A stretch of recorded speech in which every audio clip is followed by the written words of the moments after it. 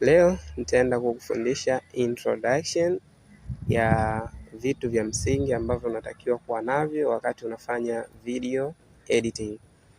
Kwa hiyo vitu hivi vitakusaidia katika utendaji kazi wako na miundombinu mingine.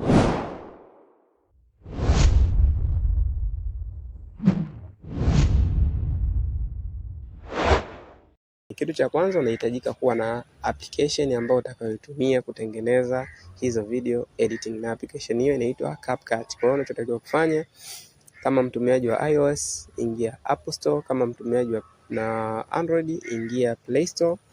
Nitaingia Play Store kwa sababu mimi ni Android. Katika sehemu ya search pale juu, andika CapCut kama hivi, andika CapCut kisha search.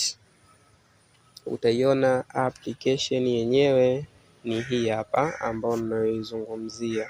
Kwa hiyo utaidownload hii CapCut. Mimi ninayo, kwa hiyo tayari nitakuwa nimeshaingiza katika simu yako. Kwa hiyo utaidownload. Kisha ukishamaliza kudownload, sasa kitu cha pili ambacho utatakiwa kuwa nacho ni application kwa ajili ya kupunguza ukubwa wa video baada ya kufanya editing, lakini hii tutakuja kuitolea ufafanuzi zaidi ni namna gani tunaitumia. Kwa hiyo utakuja katika sehemu ya search hapa, utaandika kama hivi Proton Video Compressor kama hivyo. Application hii hapa utaidownload, kwa sababu mimi nisha download, basi itaonekana kama hivi. Kwa hiyo kama wewe hauna, inabidi udownload. Baadaye application hii nitakuja kukufundisha ni namna gani inafanya kazi. Kwa hiyo sasa hivi twende na CapCut kwanza. Kwa hiyo nitatoka, nishamaliza. Baada ya kufanya installation, nitafungua CapCut yangu, itaonekana kama hivi. Kwa hiyo interface itaonekana kama hivi kwa sababu kuna project mimi nimezifanya hapa, ndio maana unaona hapa chini kuna neno project, yani hapa unaona kuna hii project. Kwa hiyo isikupe shida kwa sababu mimi kuna baadhi ya vitu nimeshavifanya. Kwa hiyo wewe ukiingia hautoona hichi kitu hautokiona. Kwa utaona hapa kupo plain tu peke yake. Kwa hiyo tunaanza na introduction. Hii ndo interface. Kwa hiyo tunatakiwa kufanya, cha kwanza kabisa, ukiingia utatakiwa kwenda katika hili eneo hapa, hili kwa ajili ya kujisajili. Utaingiza akaunti yako ya email, au utaingiza email, au utatumia akaunti ya Google.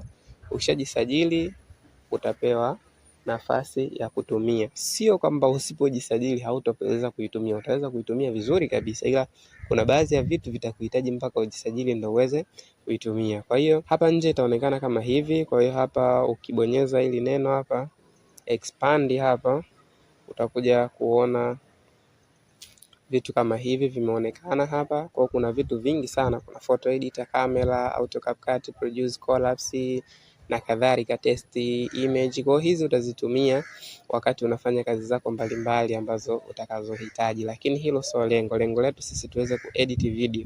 Hizi nyingi sana zimebezi katika image, kwa hizi achana nazo. Kwa hiyo sasa namna gani sasa tunaweza tukaitumia application hii? Kwa hiyo cha kwanza utatakiwa uwe na project ya aina yoyote ile ambayo unataka kuifanya. Kwa hiyo ukishakuwa nayo, utabonyeza hili eneo hapa ambao wameandika new project. Ukishabonyeza hili eneo, utapelekwa katika simu yako kwenda kuchagua video ambayo unataka kuifanyia editing yoyote. Kwa hiyo kwa mfano mimi nina video hii hapa ya dakika sekunde 4, nitaingiza kwa ajili ya mafunzo. Hii hapa nitabonyeza maduara hapa kwa juu kidogo ili kuchagua. Kisha nitabonyeza ili eneo hapa chini ambao wameandika add hapa. Nitabonyeza add. Maliza, itaonekana kama hivi. Kumbuka application hii inaweza ikafanya kazi online na offline, lakini ukifanya kazi offline unapata features chache kuliko ukifanya kazi online. Kwa hiyo basi hii ndo interface ya app yangu, itaonekana kama hivi. Kwa hii ndo video yangu ambayo nimeiweka hapo. Ukiangalia kwa umakini hapa utakuta kuna hili neno video, add audio hapa, cover na kadhalika. Sasa tuanze sasa kuangalia hapa chini hivi vitufe vina kazi gani. Tukianza na kitufe cha kwanza ambacho ni hiki hapa. Hiki kitufe kina kazi gani? Amesema edit. Kazi ya hichi kitufe ukikibonyeza, itakupeleka moja kwa moja katika video. Yani ukikibonyeza hichi kitufe ni sawa sawa na kuibonyeza hii video katika eneo hili hapa, katika hili eneo. Kwa ukibonyeza hii video katika hili eneo na hichi kitufe cha edit huko ndo kitakuwa kimefanya kazi. Kwa hiyo edit maana yake ni hicho kitufe cha edit kinafanya kazi sambamba na ukibonyeza hii video kama hivi mara moja. Kwa hicho kitufe cha kwanza tumemaliza. Kitufe cha pili kinaitwa audio, hiki hapa. Hii audio kina kazi gani? Audio maana yake unaingiza sauti kutoka katika simu au kwa kurekodi sambamba na video yako. Kwa mfano kama video nataka kuingizia sauti, basi utabonyeza hapa katika neno audio. Lakini audio kuna neno lingine hili hapa linafanana na hilo, hii hapa wameandika add audio. Hivi vyote vinafanya kazi pamoja. Kwa mfano ukibonyeza hapa, umeona imekupeleka katika sehemu nyingine, lakini vile vile ukibonyeza hapa katika add audio itakupeleka katika eneo lile lile sambamba na la kwanza. Kwa hiyo ni audio. Sasa inafanyaje kazi audio? Kwa ukilibonyeza ile neno audio itakupeleka katika ile eneo. Kwa ya kwanza ni sound. Ukisema sound inamaanisha zile sauti zote zilizopo humu katika application. Sawa. Ya pili copyright. Sawa. Copyright sasa, yani copyright anakuambia zile haki, tunaita haki, ambapo labda audio ilikuwa inamilikiwa na mtu, lakini sasa wewe unaitaka imeandikiwa hati miliki, unaitaka kuitumia. Kwa hiyo utabonyeza pale copyright na utachagua effects zake. Haya, nyingine ni sound effects. Sound effects sasa hii tunazungumzia zile effects ambazo zipo, yani kwa wale ambao wanafanya video editing kule wanafahamu. Utakuta kuna milio mingi sana hapa ipo. Kwa hiyo unaweza ukachagua mlio gani ukautumia.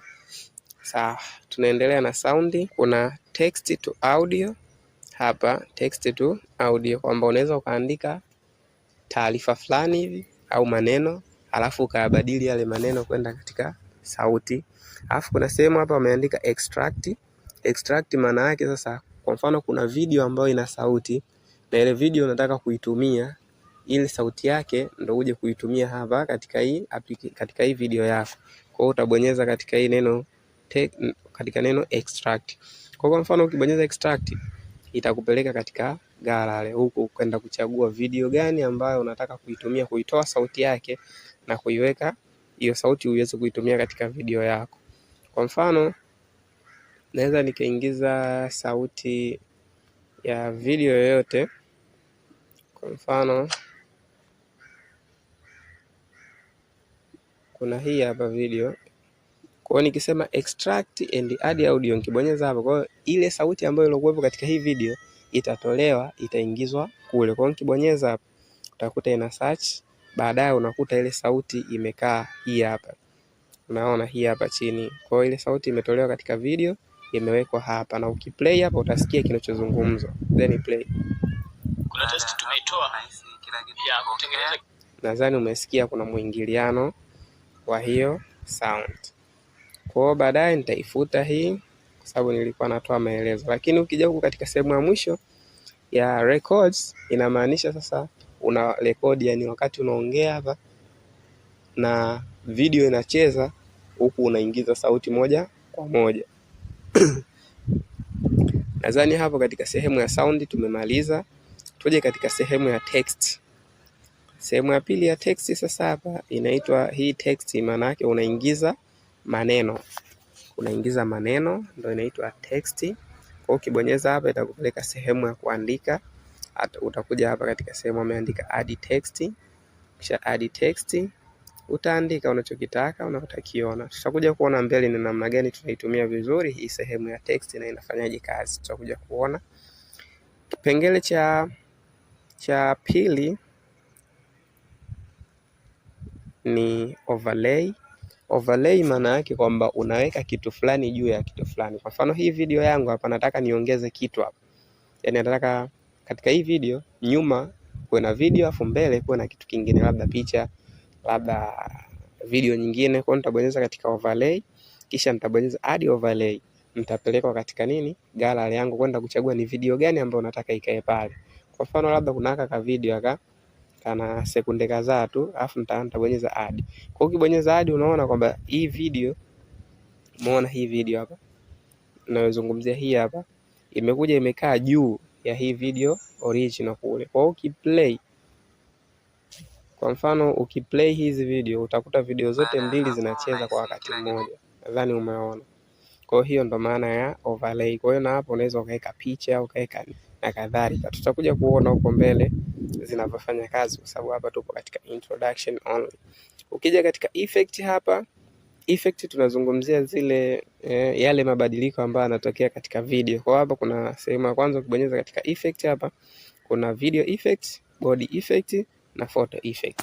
Hizi zote sasa zina kazi gani? Kwa mfano labda unataka kubadilisha rangi, kwa mfano unataka kubadilisha mionekano kadhalika. Kwa mfano ukipiga video effect, kwa mfano katika nanio yako, katika project yako ni video. Kwa hiyo utabonyeza katika video effect hapa. Ukibonyeza video effect ita load, itakwambia video effects zote zilizopo hapa ambazo unaweza ukazitumia katika video yako na video yako kuonekana ya kipekee. Nadhani hizi zote tutakuja kuizungumzia huko mbele, nadhani unaziona. Kwa mfano kama nikibonyeza hii ita load kidogo, unaona video yangu ndivyo itakavyokuwa baada ya kuapply hii effect. Nadhani unaona. Yes. Kwa hiyo ndo effect, nitaachana nayo. Ukija katika body effect unazungumzia effect ambayo inatokea katika mtu au selected kitu, yani kitu fulani ambacho kimeselectiwa. Sawa?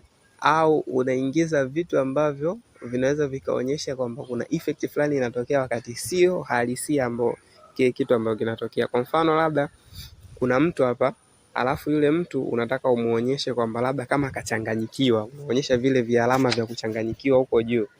Kwa vile vialama utavipata katika hapa ambao umeita body effect. Kwa mfano kama unaziona hizi effects zilizokuwa hapo, kuna watu wanawaka macho, sijui nini na kadhalika. Kwa hizi zote ni effects ambazo unaweza ukazitumia, lakini effects hizi zinatokea katika video ikiwa kuna kitu kimeselectiwa, yani kuna mtu, kuna picha ya kitu au mnyama, ndio unaweza ukatumia hizi effects. Kwa hiyo tunasema photo effect. Hizi photo effect tunasema ni zile effect ambazo zina apply katika picha. Kwa sababu hapa tuna video, kwa hatuta apply hii photo effect. Kwa hiyo nahisi katika effect tumemaliza.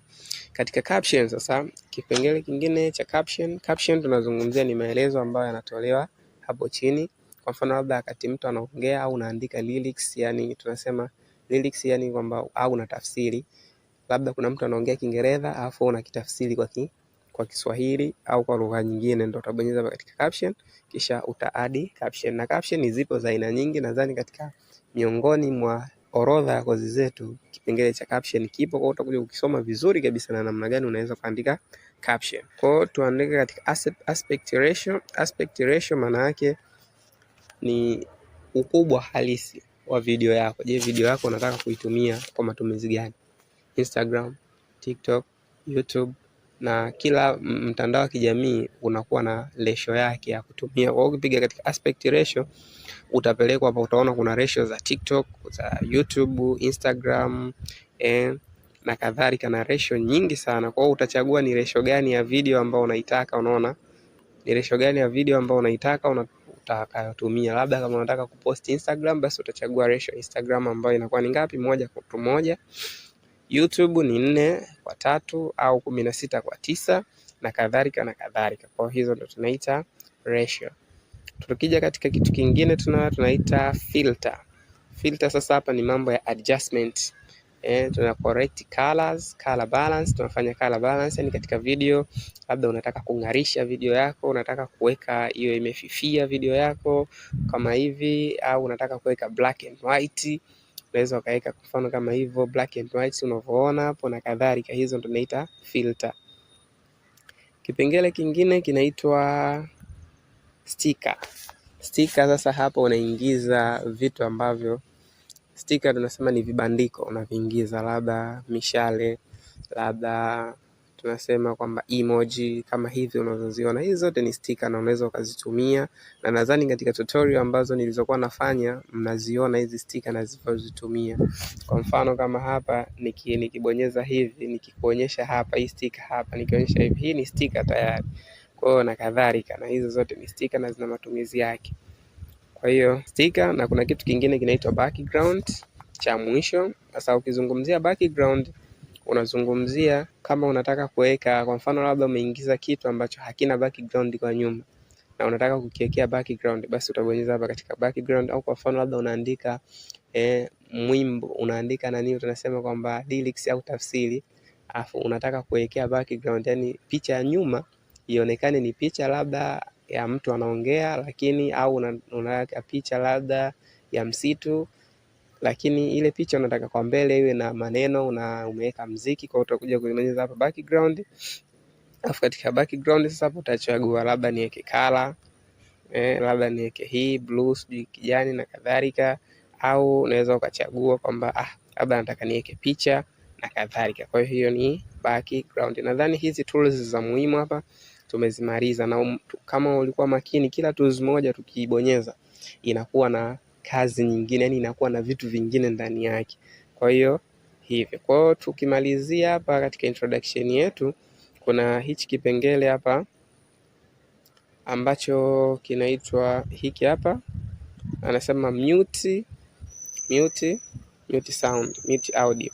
Hapa inamaanisha kwa mfano hii video yangu hii, kwa mfano nikiplay hapa, isikilize. Baada ya hapo nadhani unasikia na sauti. Kwa nikibonyeza hapa mute audio, hii video hapa haitakuwa na sauti. Na play sasa hivi, nadhani umeona imekuwa kimya. Kwa hiyo ndo mute audio. Lakini hapa kuna kitu kinaitwa cover. Hichi hapa kuna kitu kinaitwa cover. Hii cover ina kazi gani? Cover inamaanisha kwamba katika video nyingi nadhani unaziona, utakuta pale mbele labda unaangalia video ya mawaidha, lakini pale mbele amewekwa shehe, ameandikiwa na maneno, utakuta yameganda, yenyewe sio video. Au video inapoanza tu utakuta yanaanza yale maneno afu kuna ndo video inakuja. Au labda umeingia YouTube unakuta zile cover pages za videos, zile ndo zinaitwa cover. Kwa hiyo unaweza ukatengeneza cover ya video yako afu ukapiga hapa kwenye cover. Kwa mfano labda kama sasa hivi hapa nataka ni hii video, nataka mtu labda nikipost Instagram aanze kuona ile cover. Kwa hiyo nitabonyeza kwenye cover. Nikishabonyeza kwenye cover hapa ananiambia use templates or add text. Sawa? Kwa hiyo au anakuambia huku nyuma select from album. Kwa hiyo nitapiga select from album, nitapeleka katika simu yangu, nitachagua ni sehemu gani, kitu gani nikiweke. Kwa mfano labda nachagua hii picha, afu nitapiga confirm. Kwa hiyo unaona, kwa baada ya kuselect hapo, baada ya kuadd ile cover, nitabonyeza neno save hapa juu, ili hapa, ili kwa nikibonyeza save hapa, unaona video yangu kwa sasa hivi ina cover. Kwa mtu nikianza kuplay hii video itakuja kuonekana kwanza ili cover, yani mtu akiiona kwa nje, alafu ndo video itakuwa kwa ndani. Na sehemu nyingine ni hii hapa, hii eneo la kujumlisha. Nadhani hili eneo unaliona. Hili eneo lina kazi gani? Hii alama ya kujumlisha inamaanisha hapo unaweza kuongeza video, kuongeza picha, ukaweka na kitu kingine. Kwa mfano nikibonyeza jumlisha hapa, itanipeleka katika gallery kwenda kuchagua kitu kingine cha kukiweka. Kwa mfano naweza nikasema hii video nataka niongeze video nyingine, labda una video ambayo ina vipande zaidi ya viwili au zaidi ya kimoja. Kwa hiyo utabonyeza hapa, afu utabonyeza add, utaona kuna tofauti kati ya video ya kwanza na video ya pili. Nadhani unaona nimefanya addition. Yes. Kuna kipande kingine huku mwisho kabisa, nadhani kama ukiangalia hiki hapa. Hiki kipande kinaitwa ending, yani ule mwisho wa video yako. Sasa ukiwa una edit, kwa mfano kama unataka hii sehemu ya CapCut isionekane, utabonyeza hichi kidude, afu utatoa. Utabonyeza delete. Kwa kile kipande kitafutika. Sehemu nyingine ni hii alama hapa, hii inamaanisha ni kuplay, yani ni kucheza ile video au kuiruhusu ile video yako sasa ianze kufanya kazi. Yani labda kama unafanya marekebisho, basi utabonyeza hapo kama hivyo ili kuangalia kwamba video yangu hapa nilipotengeneza popo sahihi au la. Sehemu nyingine ni hii hapa. Hii sehemu inamaanisha ni undo, tunaita kwamba unarudi nyuma katika kipengele ambacho labda ulikosea. Labda kwa mfano hii video hapa, nitakuonyesha mfano, nitaikata. Umeona kuna vipande viwili hapa video, kuna vipande viwili ya video, kuna hiki cha kwanza na hiki cha pili. Sasa hivi vipande nimekosea, sitaki nikate hapa. Nafanyeje? Ndio nitakuja kubonyeza ili eneo hapa pap. Nikibonyeza pap, kama unavyoona video yangu imekuja kuwa nzima. Na hili eneo lililobaki hapa, hili hapa linamaanisha kwamba lido. maana yake kwamba rudi katika kitendo cha mwisho ulichokuwa unafanya. Kwa mfano kitendo cha mwisho hapa mimi nilikuwa nimekata video. Kwa hiyo nikibonyeza hapa, umeona imenirudisha pale pale katika kile kitendo cha mwisho cha kukata video. Kwa hizi ndo button zinahusika. Kuna nyingine hapa ni hii hapa. Hii inamaanisha kwamba unafanya full screen. Yaani kwa mfano ukibonyeza hiki pap, unaona video inakuja full screen. Ukitaka kurudi utabonyeza hapa chini tena hapa. Utabonyeza utarudi pale pale. Na kingine kwa mfano labda unataka kumove video, yani kusogeza video labda mbele au nyuma, utachotakiwa kufanya ni kuchukua kidole chako kupeleka huu upande au huu upande, sehemu yoyote ile ambayo unataka. Either uvute udragi kuelekea huku au udragi kuelekea huku, popote pale unapotaka. Kwa mfano kama hivi, nikibonyeza hapa afu nikifanya hivi, umeona? Naweza nikaenda nyuma na naweza nikaenda mbele. Naweza nikaenda nyuma na nikaenda mbele. Yes. Sehemu nyingine ni hii hapa. Hiyo inamaanisha kwamba number of frame. Tunapomaanisha frame ni frame na resolution. Kwa hiyo tukianza hiki kipengele cha juu ni resolution. Resolution maana yake ni ukubwa au screen ya simu au number of pixel per video. Yani kwamba kioo chako kinakuwa na pixeli ngapi, yani inamaanisha kwamba kina uwezo wa kubeba ukubwa gani wa video, yani kuonyesha. Unaona kuna video, kuna simu nyingine utakuta zina resolution ya 1080 kwa 1024, 2000 na kadhalika. Kwa hiyo inategemea sasa na unatengeneza video ikatumike wapi, either kwenye kompyuta au kwenye simu. Kwa hiyo hapo inabidi ubalance resolution au zile number of pixel. Kwa hiyo napenda kuiacha kama ilivyo, yani kama ilivyo ni unavyoona settings zote zilivyo kama unavyoziona hapo, basi. Lakini kuna kingine kinaitwa frame rate, hiki cha pili hapa. Hii frame rate hii ina maana gani? Frame rate inamaanisha kwamba unavyoplay video fulani, ule mwendo kati ya sekunde moja mpaka sekunde nyingine uweje? Sasa ndio hizi kuna 24, 25, 30, 50, 60. Sasa lakini nakushauri kumbuka, kwa mfano frame rate ikiwa ndogo sana, kinachotokea ni nini? Kwamba unaiambia CapCut au unaiambia nani yako, yani hii app yako ifanye mabadiliko kulingana na video husika. Kwa mfano katika video kuna muda mwingine labda mtu anakimbia, afu kuna sehemu nyingine labda mazingira yametulia. Sasa lile eneo ambalo mtu amekimbia, frame rate yake inakuwa ni kubwa kuliko mazingira yaliyotulia. Kwa hiyo unaiambia sasa app yako ifanye choice yeye wenyewe, kwamba ilete choice yenyewe kwamba sehemu inapokimbia frame rate iongezeke, sehemu inapopungua frame rate nayo ifanyaje? Ipungue. Kwa hiyo unaweza hapa frame rate favorable unaweza ukaseti 25 au 30, zinatosha kabisa kwa video ambazo tunazotengeneza. Kwa hiyo tunasema coordinates, tunasema MB per second. Hizi kwamba ni ile ukubwa wa ile video wakati unairusha au baada sasa ya kutoa video yako itakuwa na ukubwa gani, ndo hapo tunasema estimated file size, anasema ni MB 7 baada ya hiyo. Kwa hiyo hizo ndo tunazungumzia pixel. Haya, baada ya hapo sasa tuangalie ni namna gani tunaweza tuka export kazi yetu. Sasa baada ya kufanya kazi, kwa mfano hii ndo kazi yangu, nataka sasa niitoe hii kazi sasa niingize katika simu yangu. Nitabonyeza hili eneo hapa ambao ameandika export, nitalibonyeza. Kisha baada ya kulibonyeza itanipeleka kama hapo. Ikimaliza utaonyeshwa kama hivi, utapiga neno done. Basi kazi itakuwa imeshaisha, na ile kazi utaseviwa hapa kama unavyoiona hii hapa, utaseviwa kwa ajili ya matumizi ya baadaye. Nadhani mpaka hapo tumefika mwisho introduction ya CapCut. Tukutane katika video nyingine sasa, matumizi zaidi ya CapCut. Asante.